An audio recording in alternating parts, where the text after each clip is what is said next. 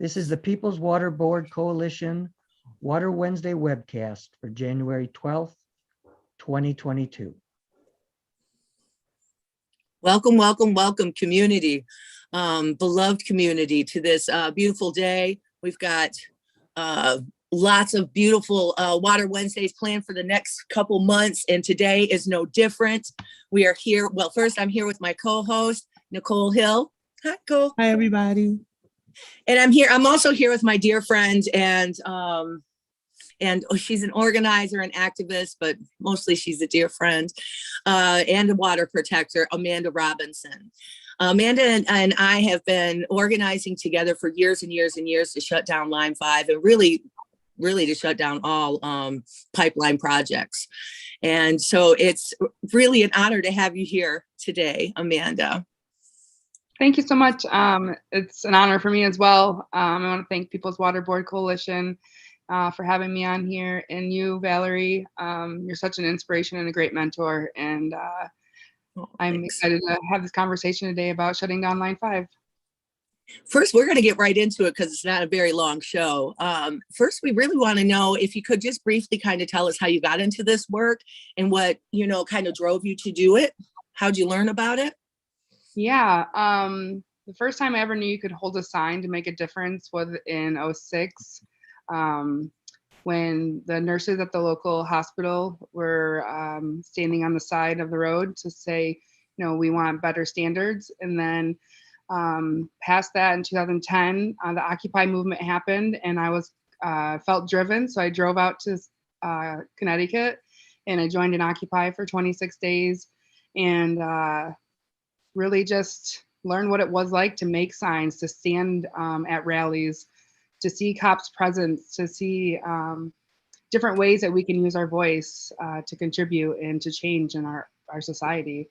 And so I moved back to Michigan, and I heard about this case that was happening, a trial from 3 ladies that got arrested and were facing felony charges. And so I attended the hearings, and then from that, there was a camp near Grand Rapids that was a direct action camp that Backbone Campaign organized. And so I attended that, and that gave my cats, the group Michigan Coalition Against Tar Sands, tools to go forward. After Line 6B spilled in 2010, individuals were called to action to go into the pipeline and not leave it in hopes of that being shut down.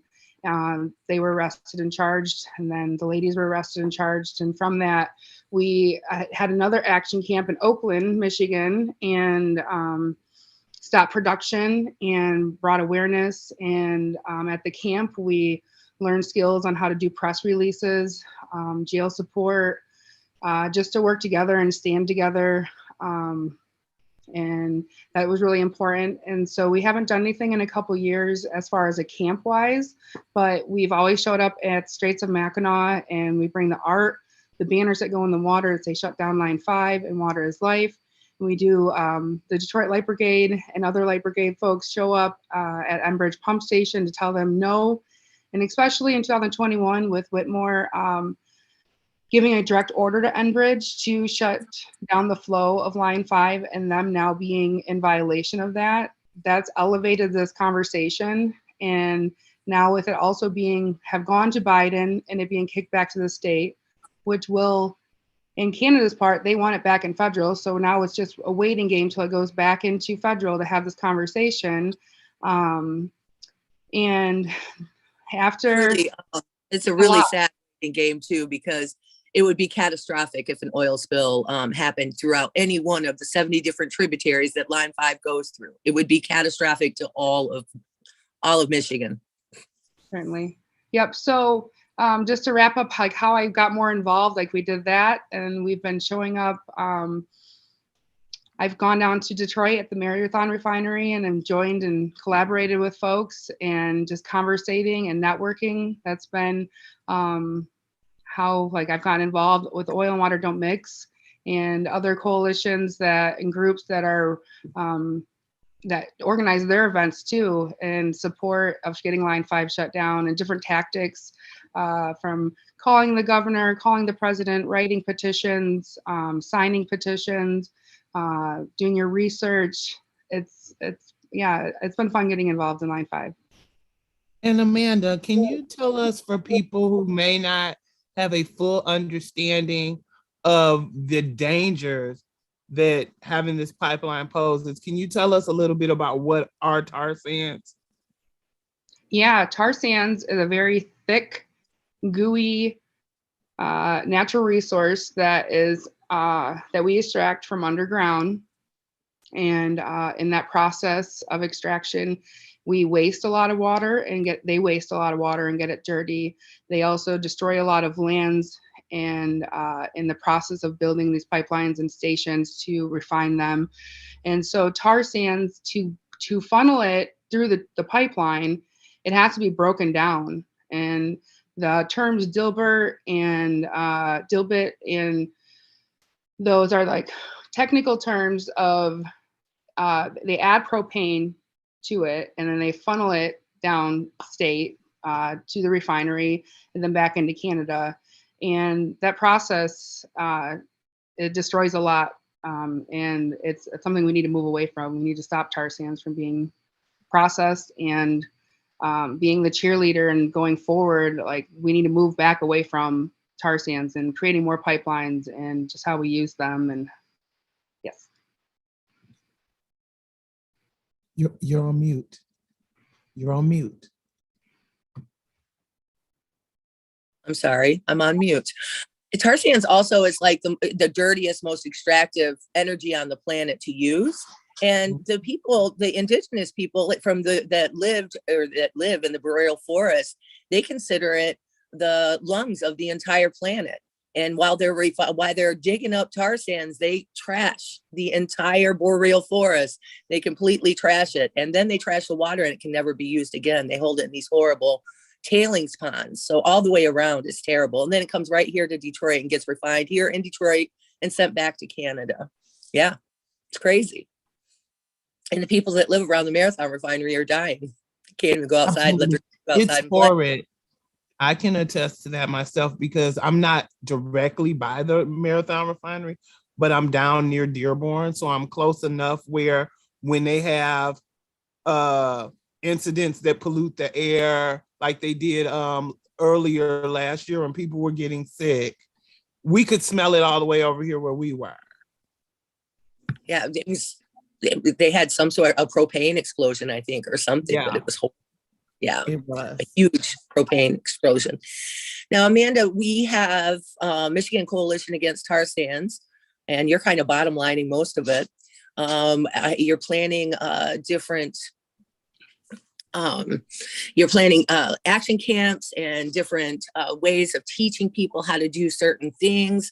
We're teaching people how to take to the water and do protests, how to make signs, how to make T-shirts, and the whole 9 yards. Plus, we're going to be doing nonviolence trainings, lots and lots of trainings. There's one in Detroit this weekend. Do you want to tell us a little bit about it, and then also kind of expand and tell what the rest of the year is going to look like? Yeah, certainly.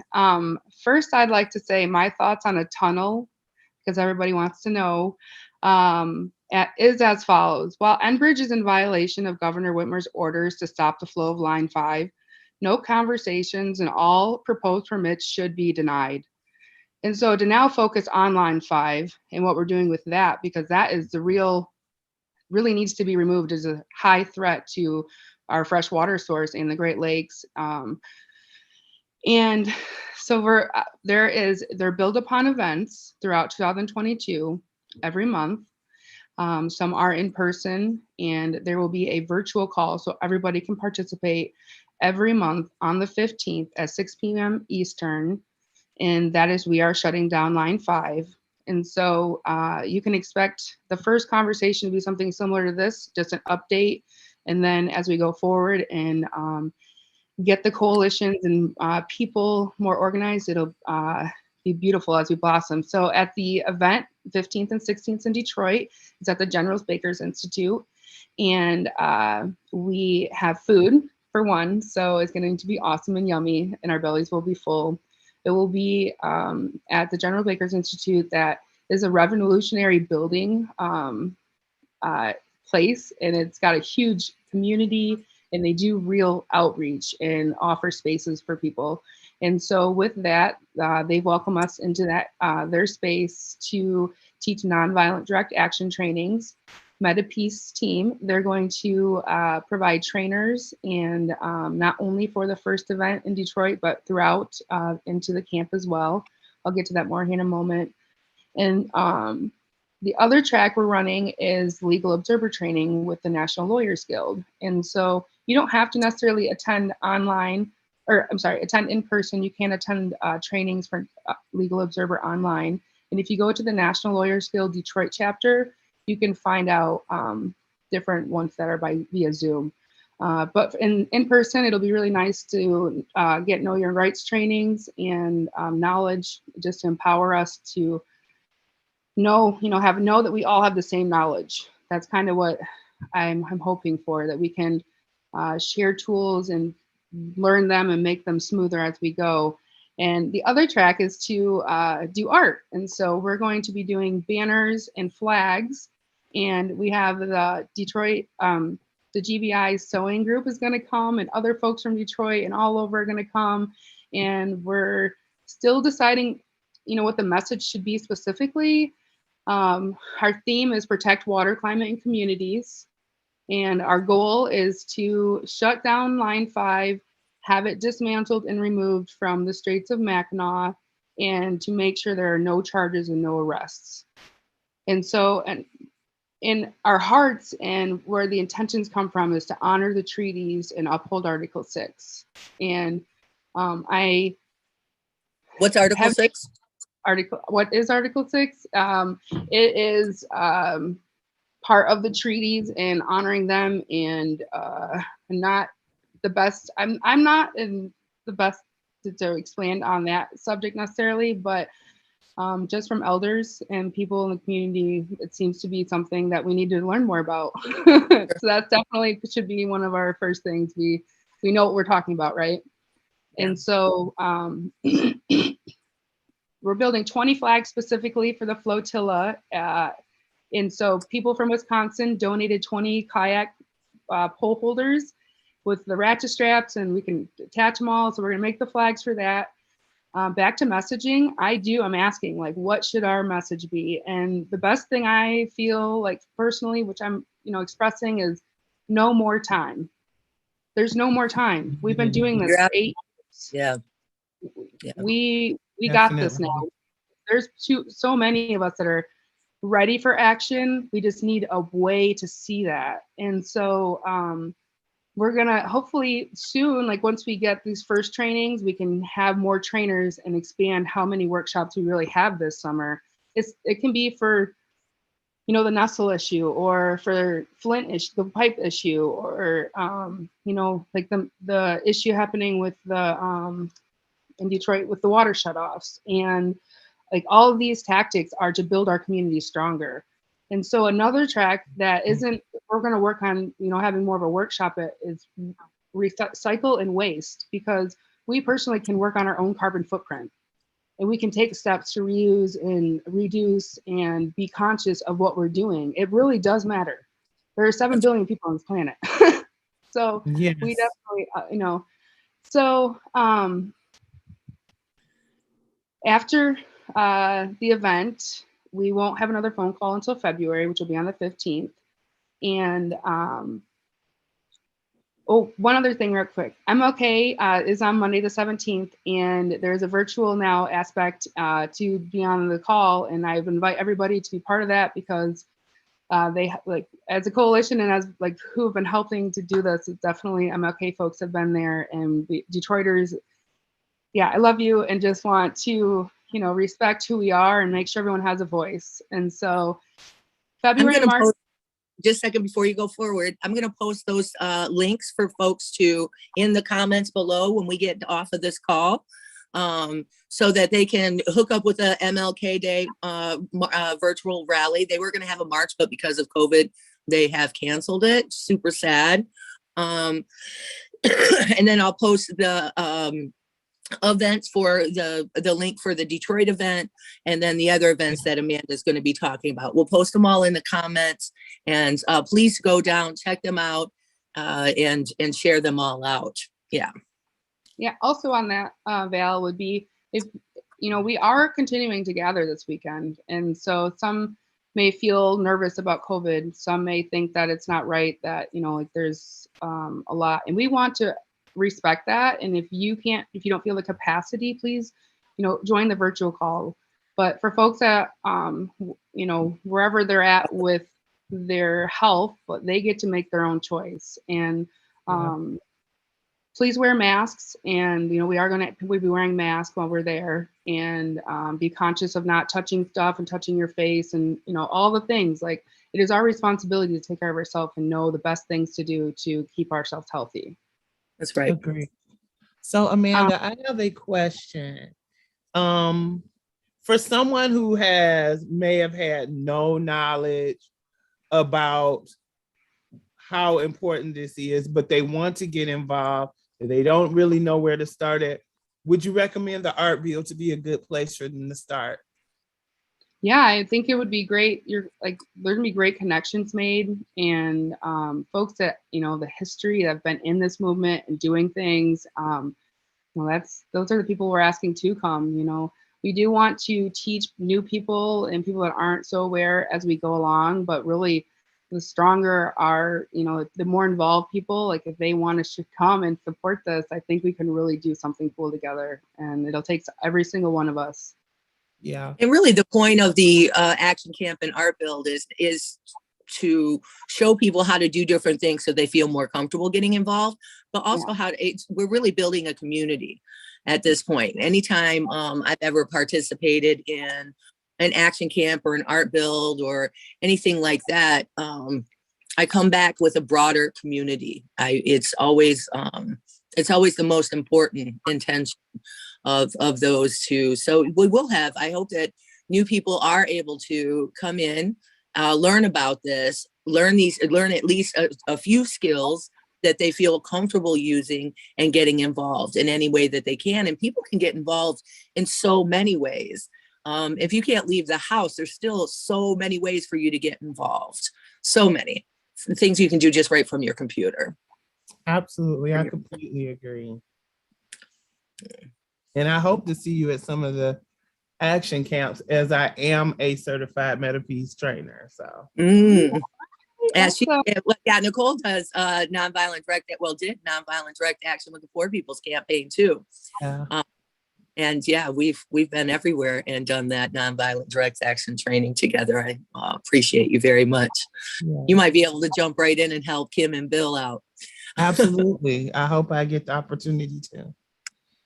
So Amanda, really wanted to kind of round this conversation up with what does the future look like for not just for you, but for this work that we do, moving forward. What does it look like once Line 5 is shut down? What's the intention? What do we hope? That's our hope is to get clean access to water and for everyone. That's right. A good goal. But directly for things that we're doing, I was going to finish. So January, we have our first. February and March are virtual calls. April, there's another art build that is in Grand Rapids. And so there we will be building a new banner for the waters to be pulled up by the kayaks. That's where I think that banner will be made for No More Time. Mm. And then in May, we're doing a dry run flotilla in Ann Arbor, where the Ann Arbor Light Brigade has joined on board to do two tracks. One for practice the flotilla and moving around on the water and raising the banners. And then the other would be the light brigades, the light boards and the fish puppets and different aspects we can do. And like how to make, not how to make them necessarily, but how to stand together and how to be stronger. There's just lots of things. Like if we practice, we can move around a little bit more and work smoother as a team. And so then that's May. June is virtual. July, we have an organizers camp up in Levering where the camp will be. That's for 1 week. And then August, the camp starts. So when people come to camp, they should expect to bring a tent if they're going to be staying at the actual action camp.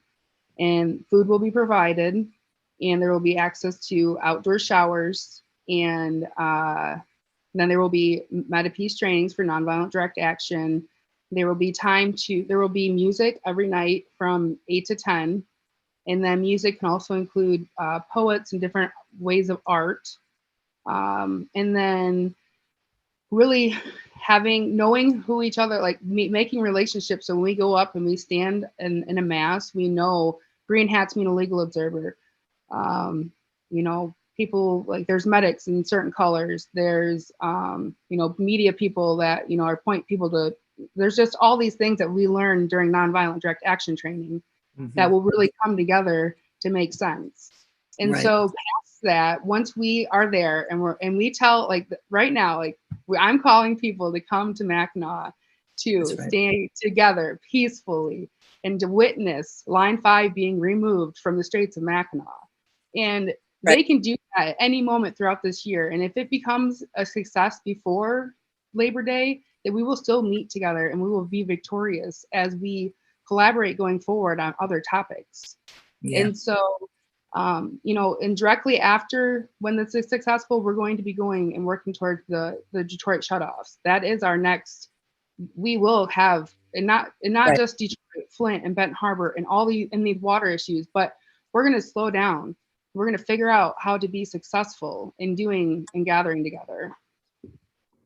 That is such a message of hope that I think you are imparting on our viewers, Amanda, but not only telling them that, we will be victorious, but that we're stronger together than we are separated. I think that's a very good message. Yep. And throughout the year, I'm going to make sure that, we're going to make sure as a collective that we're sharing all these things on the People's Water Board Facebook page and Instagram and keeping everybody, especially our viewers, abreast of everything that's going on and ways to jump in any way that you can. I mean, like she said, we've got a sewing collective helping us. Like there's so many different ways. People who make t-shirts, who do all of the things, and then getting people trained. It's just the perfect message of hope. Agreed. I'd like to say one more thing too, is that, I don't control anyone else, but we are not calling people to get arrested. We are specifically calling people to stand together, united with one mission and watch it happen. And,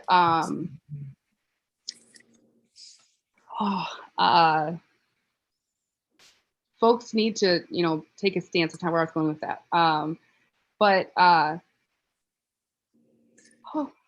I hate it when my brain does that. Yeah. But coming together there's all these separate groups that are doing all these different things that once we come together and have one smooth channel, we can make a difference.